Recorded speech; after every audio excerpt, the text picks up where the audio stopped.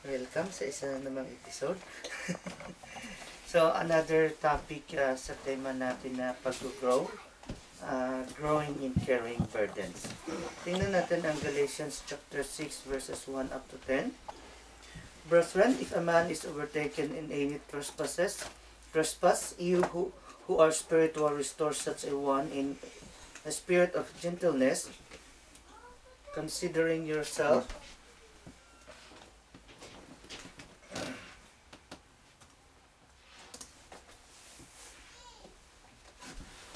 Okay? Considering yourself, lest you also be tempted. Bear one another's burdens, and so fulfill the law of Christ.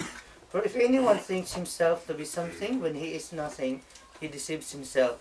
But let each one examine his own work, and then he will have rejoicing in himself alone, and not in another. For each one shall bear his own load. Let him who is taught with the word share in all good things with him who teaches. Do not be deceived, God is not mocked, for whatever a man sows, that he will also reap. For he who sows to his flesh will of the flesh reap corruption, but he who sows to the Spirit will of the Spirit reap everlasting life. And let us not grow weary while doing good, for in due season we shall reap if we do not lose heart. Verse 10, therefore, as we have opportunity, let us do good to all, especially to those who are of the household of faith. So, okay, introduction muna para mabenta yung ating sinishare. Ang capacity natin to carry a burden depends on our growth. Isang advantage sa amin dahil 4 yung aming anak. Pag nag-grocery kami, lalo kapag na-miss yung isang linggo ng grocery, kumbaga for 2 weeks yung ginag-grocery, halos mapuno yung likuran ng kotse. Tawagin lang sila, ang daming magbibitbit. Pag si Ella kasama nag-grocery, sigurado yan tissue yung kanya. Kasi hindi mo pwedeng maipabitbit kay Ella yung gatas o yung tubig o yung kung ano mang bibigat kasi maliit pa siya. So, klarong-klaro yan. So, how often and how long have we been doing it? So, maliban sa nakadepende ito kung sa growth natin, nakadepende rin ito kung gaano nakatagal natin itong ginagawa at saka gaano kadalas. Sorry to say na lang, hindi ako nagyayabang sa sarili ko. Hindi sumasakit yung katawan ko pag nagtatag of war kasi sanay na ako mag-workout eh. Although, paminsan-minsan lang, once a week, twice a week, at least nakapag-workout. Hindi na nabago sa katawan ko. Nasusunan. Okay? Also, on the way we were trained how to do it. Kasi kung hindi ka na-train paano gawin, mahihirapan ka. Nasusundan ba? Okay. So, yan nga ang groceries. Aim natin sa topic na ito for us to grow in carrying a burdens. Ang burden kasi, as defined by Free Dictionary, something that is emotionally difficult to bear. And a great source of worry or stress. Weight, bigat. So, difficult to bear emotionally, and then source of great worry or stress. May pumasok na ba sa isip mo na burden na dinadala mo? Kausap pa ba ako? Or bilis-bilisan mo, Pastor? Okay. Dito sa ating binasa, ano-ano yung mga burden? Sige nga. Doon sa ating binasa, 10 out of 10 verses. Ano-ano mga burdens na binanggit doon? Any idea? Pisahan niyo sa verse 1. Anong burden yan? Ano sabi ng verse 1? Ako talaga naman naisip nila ay matutulog na. Ano sabi ng verse 1?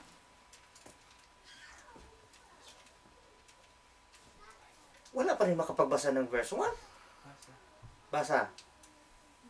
Brethren, if a man is overtaken in any trespass, you who are spiritual restore such a one in a spirit of gentleness, considering yourself lest you also be tempted. So, ano ang burden na dyan? Ha? Ikaw daw na spiritual, kapag nakita mo ang isang tao nagkasala, anong gagawin? Ha? Basa ulit, Joy. Hindi, nakakalimutan natin nilang umintindi ng English sa pagod at antok. Brethren, if a man is overtaken in any trespass, you who are spiritual, restore such a one in a spirit of gentleness, considering yourself lest you also be tempted. So, unang burden is to restore those who are sinning. Sabi niya, kayo daw mga spiritual. Ano ang tatlong klase ng tao? Carnal. Ano ang nauna before ang carnal? Natural. At ako, hindi gumagana. Nabubobo na talaga kayo. No? Natural, sensual, spiritual. Ang natural, ito yung mga hindi ligtas. Ang sensual, pwedeng ligtas na, pero hindi pa talaga na hubog, hindi pa nagbabago, hindi nag-grow. At saka, ang pinakamaganda is namumuhay sa spiritual. So, kayo ng mga namumuhay sa spirit, ituwid daw natin, i-restore natin yung mga nagkakasala. Kung wala kang burden, wala kang pakialam, pakialam ko dyan, mapuntang impyerno yan. Buting na sa kanya. Di ba? So, ang pag-aakay ng kaluluwa, ang pagtutuwid ng isang makasalanan is a burden. Emotionally difficult to bear. Ma-stress out ka dyan. So, those who are spiritual should do it in a spirit of gentleness.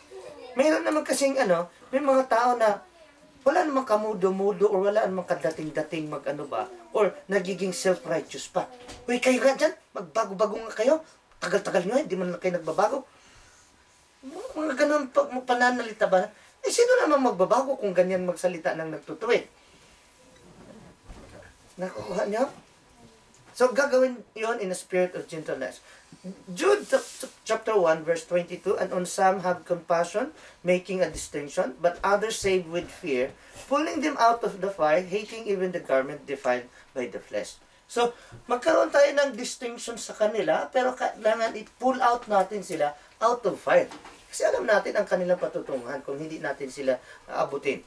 Okay, so considering yourself, lest you also be tempted. Baka naman tutuwid natin sa kanila, consider natin sa kanila, tayo naman ang naging na-convert. Naging kagaya nila.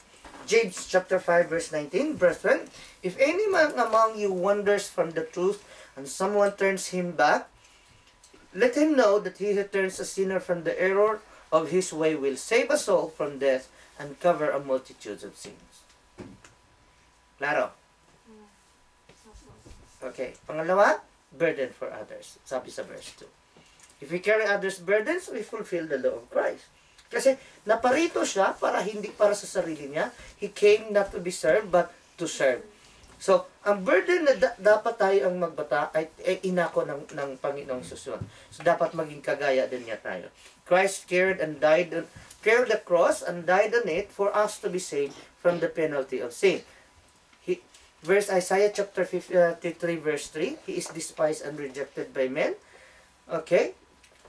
Bakit siya na-despise? Kasi yung mga pagdurusa, pagbabata na tayo dapat ang mag-suffer, inako niya na lahat yun. Okay, so a man of sorrows and acquainted with grief. And we hid as it were our faces from him. He was despised and we did not esteem him. Surely he has borne our griefs and carried our sorrows, yet we esteem him stricken, smitten by God and afflicted, but he was wounded for our transgression. Baga, lahat ng kaparusahan, inako niya na pa. Okay, he was bruised for our iniquities, the chastisement for our peace was upon him. And by his stripes, we are healed. Third burden,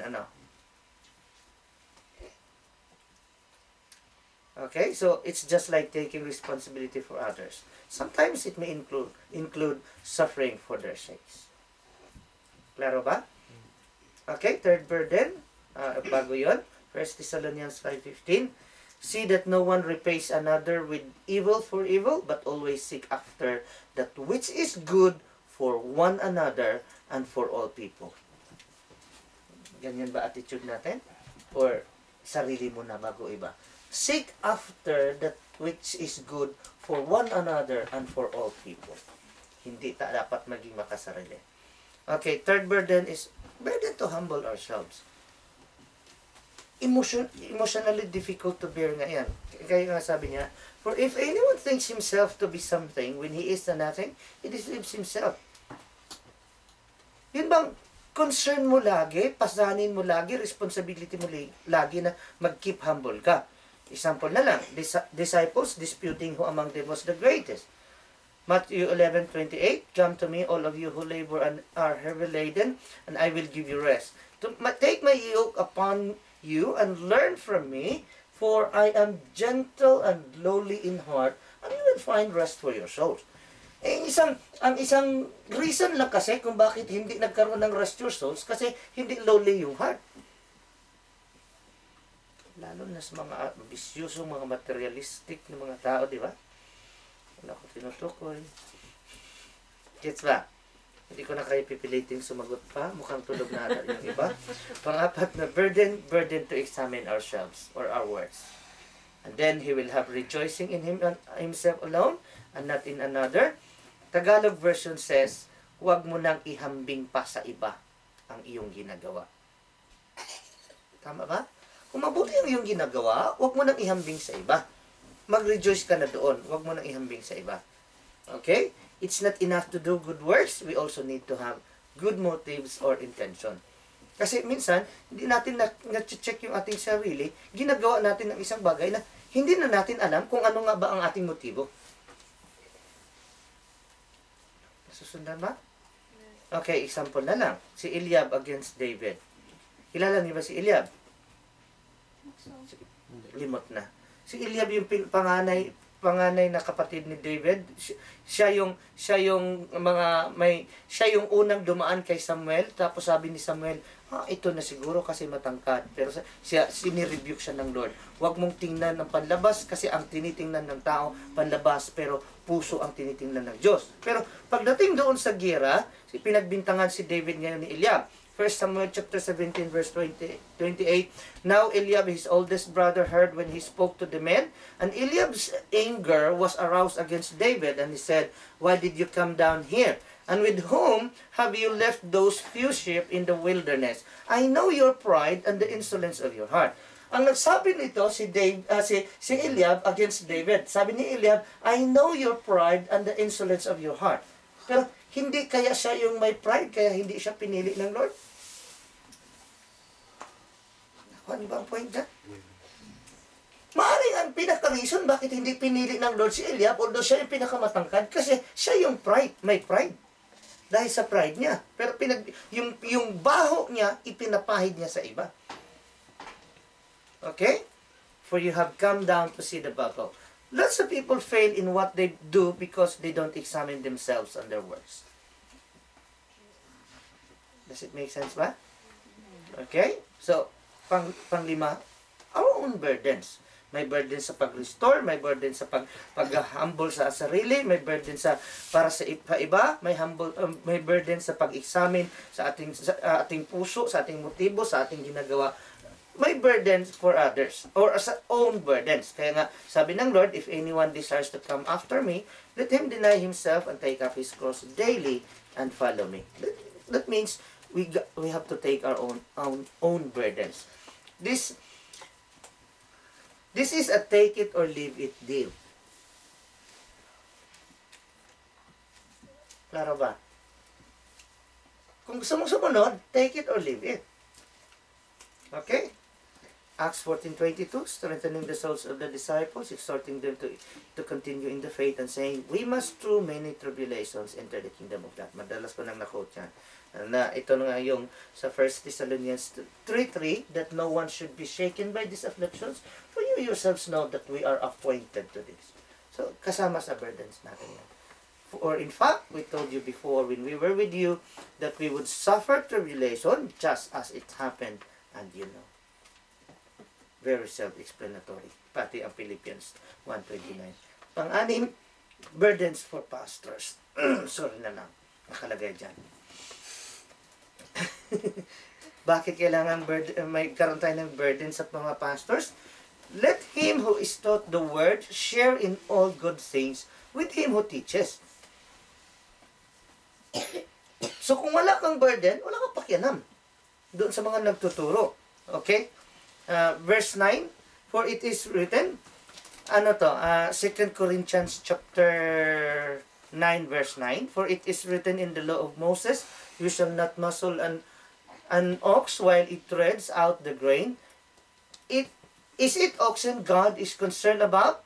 Or does he say it altogether for our sakes? For our sakes, no doubt, this is written, that he who plows should plow in hope, and he who threshes in hope, should be partaker of his hope.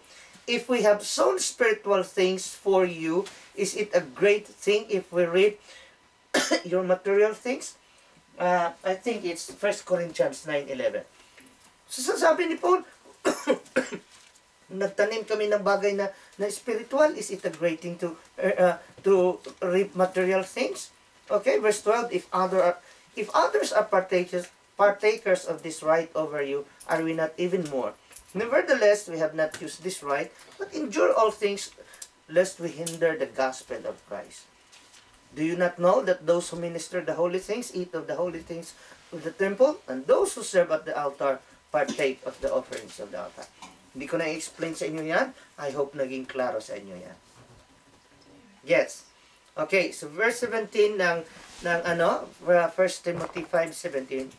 Let the elders who rule will be counted worthy of double honor, especially those who labor in the word and doctrine. Dapat i-honor natin twice, especially daw ang mga nagtuturo sa salita ng Lord. Where the scripture says, you shall not muzzle an ox. The same thing doon sa kinote natin kanina. Pampito, burden to do good. Responsibility din yan. Emotionally difficult to bear yan. Verse 7 up to 10. We should not be deceived. Why? God cannot be mocked. To mock is to treat with ridicule or contempt or deride. So for whatever a man sows, that he will also reap. Marami lang kasing tao, unaware sila na kung ano yung tinatanim nila, yun din ang aanihin. Kaya gawa sila ng gawa ng masama, not knowing na yun din ang aanihin nila. Parang bumirang baga. Pagkatapon mo, babalik din sa'yo. Naisip ba lagi ng tao yan? Na ano man ginawa natin, ano naman sinasabi natin, babalik sa atin. Talagang matutulog na to. For he who sows to his flesh will of the flesh reap corruption, but he who sows to the Spirit will of the Spirit reap everlasting life. Okay, so sabi ng verse 9, and let us not grow weary while doing good, for in due season we shall reap if we do not lose heart. Therefore, as we have opportunity, let us do good to all, especially to those who are of the household of faith. Let us do good to all, especially to those who are of the household of faith. For God is not a unjust God to forget your work and labor of love which you have shown toward His name, in that you have ministered to the saints and do minister. Challenge. Tulog ka na ba? Ay, okay, ganun na. What are your burdens at the moment? Don't tell me, wala kang burdens. Tissue lang dala mo ngayon. Pambihi. Dala mong responsibilities or great source of stress. Na-stress ka, kadadala ng tissue. Hindi ka na nag-grow niyan. Does it include burdens for others? Yun bang pati problema ng iba, iniintindi mo pa? May maraming pagkakataon na uuna mo pa? Or, bahala sila, sinunod na, hindi niya iniintindi. How do you behave with your own burdens? Nagre-reklamo ka? Ano ba to? Yung iba? Relax lang sila. Pitex. Ako naghihirap na. Conclusion. Then Jesus said, come to me, all of you who are weary and carry heavy burdens, and I will give you rest. Take my yoke upon you. Let me teach you, because I am humble and gentle at heart, and you will find rest for your souls. Ito mula, mahabang-mahaba. Ako imupo, tapos na po. Sana naman, sana naman yung antok nyo ay mananatili pa kahit tapos na tayo ng Word of God. Baka dahil tapos na tayo ng Word of God, buhay na kayo. Let's pray. Lord, salamat sa mga magandang araw na ipinagkaloob mo sa amin. Salamat sa pag-stay namin sa camp na ito, O Lord God. Tunay po, Panginoon, na-enjoy namin ang fellowship, ang banding ng bawat isa. Nag-grow kami, Panginoon, sa pakikinig ng iyong salita habang ini-enjoy din po namin ang kalikasang iyong lilikha, O God. So we pray, Lord, na maging sa amin pong pagkahiwa-hiwalay sa lugar na ito sa araw ng bukas o sa Sabado man, Panginoon. Dalangin namin na ang mga binhing na ihasik sa aming puso ay uusbong po at makapamunga sa aming mga buhay. Di po nasayang ang lahat, Lord God, maliban sa aming pag-i-enjoy, bagkus sa aming espiritual na pamumuhay, makitaan po kami ng pag-grow. In Jesus' name. Amen. Thank you.